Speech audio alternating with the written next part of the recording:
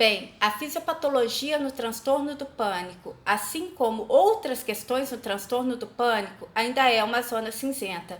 Uma questão que merece atenção é que normalmente a pessoa que tem um ataque de pânico, ela acha que ela está infartando.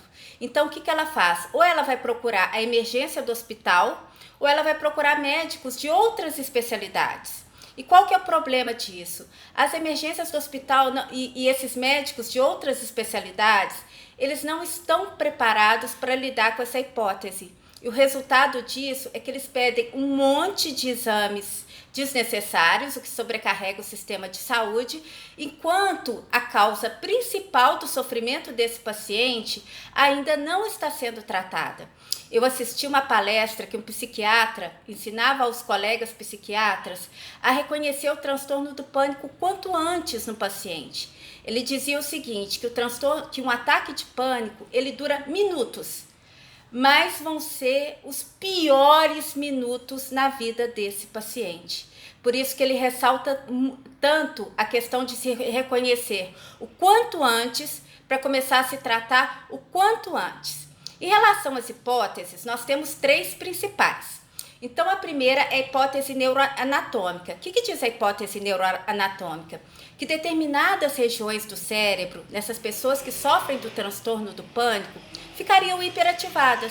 Como, por exemplo, a amígdala, que é responsável pelo medo, o hipocampo, que puxa aquelas memórias que vão justificar esse medo, pode ser inclusive memórias de um ataque do pânico anterior.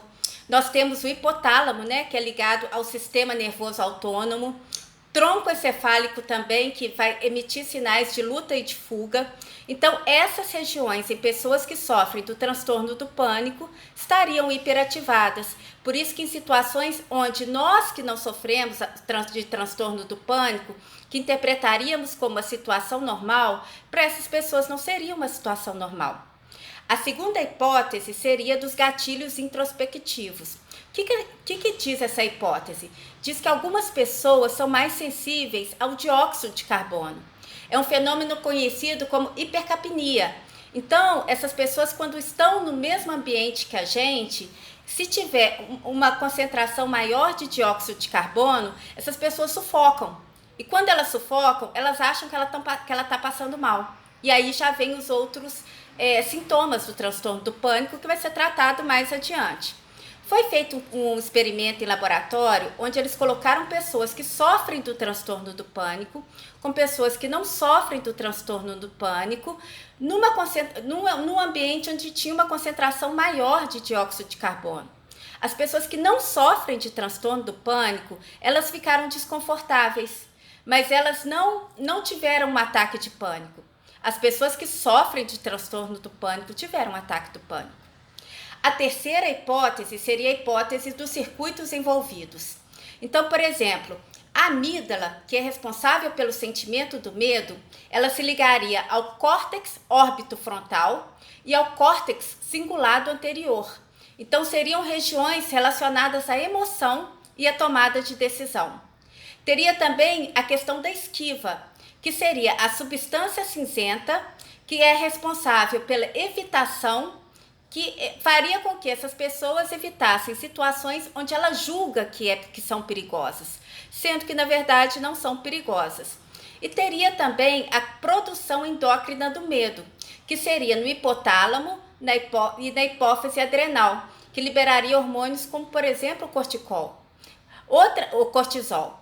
Outra questão que essa hipótese dos circuitos envolvidos levanta é o loop córtex talamocortical. Então, por exemplo, o córtex, ele é responsável pela parte cognitiva. O estriado é responsável pela parte de recompensa. E o tálamo funcionaria como uma estação de transmissão, fazendo essa ligação. Então, por exemplo, se uma pessoa que sofre do transtorno do pânico passou mal no supermercado, o córtex mandaria uma mensagem para ela assim, não vai ao supermercado. E o estriado mandaria uma mensagem de recompensa, por ela ficar em casa. E o tálamo faria essa ligação.